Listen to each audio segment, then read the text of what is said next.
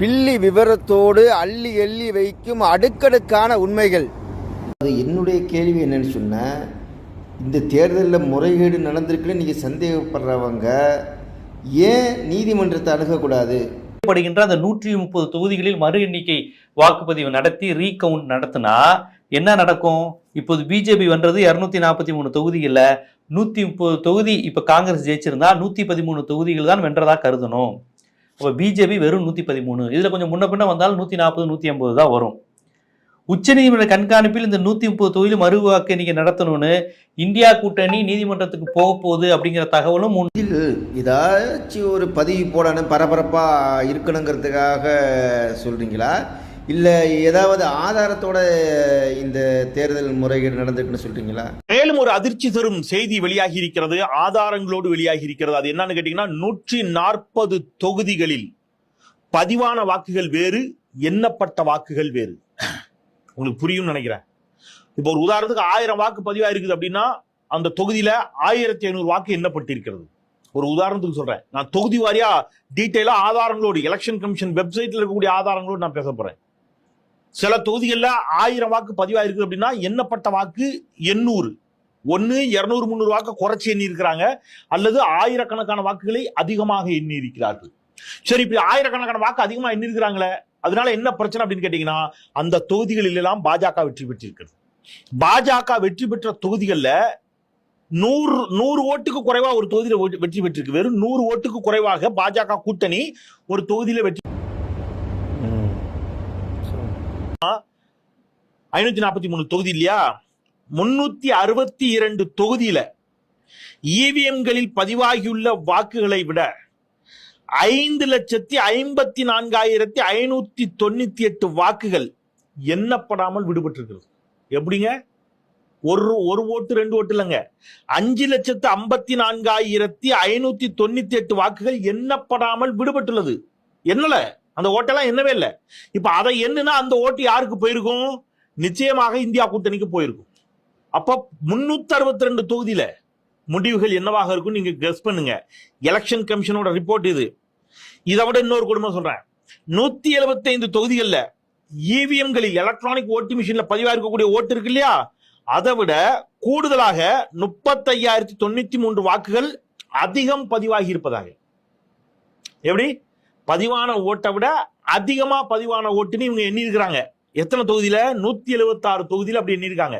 அந்த 176 தொகுதிகளினுடைய ஓட்டையும் எண்ணிய ஓட்டையும் சேர்த்து கூட்டினா 35,093 ஓட்டு வருது. இப்படி 176 தொகுதியில இதுவும் தேர்தல் ஆணையத்தினுடைய குறிப்பில் இருக்குது. இப்ப தேர்தல் ஆணையம் இதற்கு எந்த முறையான பதில்களையும் என்ன செய்யல, சொல்லல. இது ஒரு பெரிய தலைவலியா இப்ப வந்து நிக்குது. இதுல என்ன கொடுமை அப்படின்னு கேட்டீங்கன்னா, இந்த தொகுதியில எல்லாம் பாஜகவும் பாஜக கூட்டணியும் வெற்றி பெற்றிருக்கிறது. நான் தொகுதி வாரியா சொல்றேன், தொகுதி வாரியா நீங்க வந்து இந்த வீடியோ முழுக்க உங்களுக்கு அதிர்ச்சி காத்திருக்கிறது.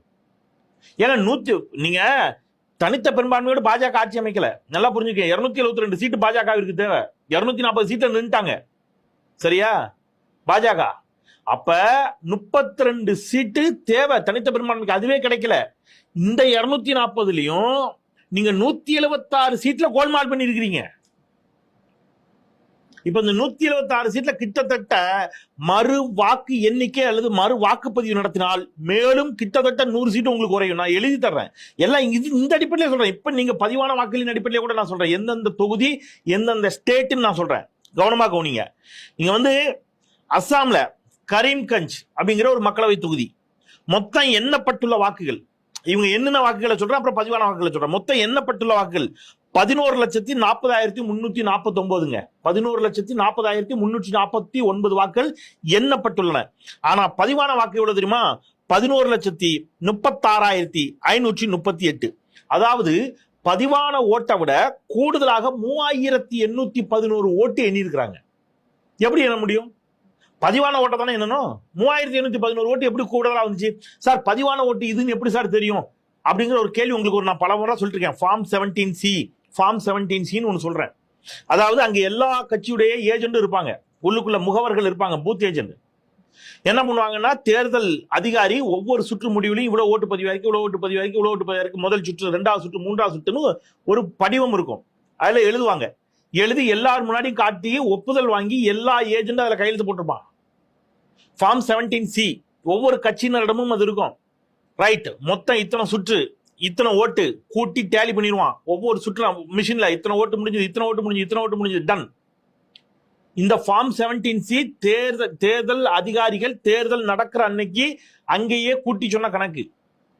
100 ஓட்டு பதிவாயிருக்குன்னு சொல்றாங்கன்னா எண்ணும் போது 150 ஓட்டு எப்படி ஒரு மிஷினுக்குள்ள எப்படி மாறிச்சு, மிஷினுக்குள்ள எப்படி புதுசா ஓட்டு உள்ள போச்சு?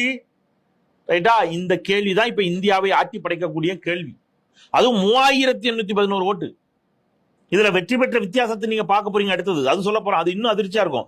ஆந்திராவில் ஓங்கோல் அப்படிங்கிற ஒரு பார்லிமெண்ட் தொகுதி மொத்தம் எண்ணப்பட்டுள்ள வாக்குகள் 14,0174. எண்ணப்பட்டுள்ள வாக்குகள் 14,0174. ஆனா பதிவான வாக்குகள் இருக்குல்ல, எண்ணப்பட்டது இது பதிவானது 13,99,707. அப்போ வித்தியாசம் எவ்வளவுன்னு கேட்டீங்கன்னா 1467 வாக்குகள் கூடுதலாக எண்ணி இருக்கான். அதாவது பதிவான வாக்குகளை விட 1467 வாக்குகள் கூடுதலாக எண்ணப்பட்டிருக்கிறது. எப்படி மந்திரம் போட்டு மிஷினுக்குள்ள போச்சா அந்த 1467 வாக்கும்? எப்படி போச்சு? இவிஎம் டேம்பர் பண்ண முடியாது, இவிஎம்ல எந்த பிரச்சனையும் கிடையாது, எலெக்ஷன் கமிஷன் தொடர்ந்து சொல்வது உண்மை என்றால் 1467 வாக்குகள் எக்ஸ்ட்ரா எப்படி அதுல காட்டுச்சு? மிஷின்ல எப்படி காட்டும்? எப்படி வந்துச்சு?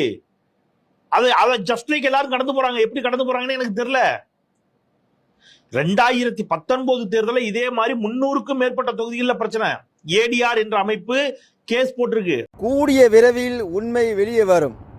அப்போது புரிந்து கொள்ளலாம் யார் வெற்றி பெற்றார், யார் தோல்வியடைந்தார், யார் ஏமாற்றப்பட்டார்கள் என்று.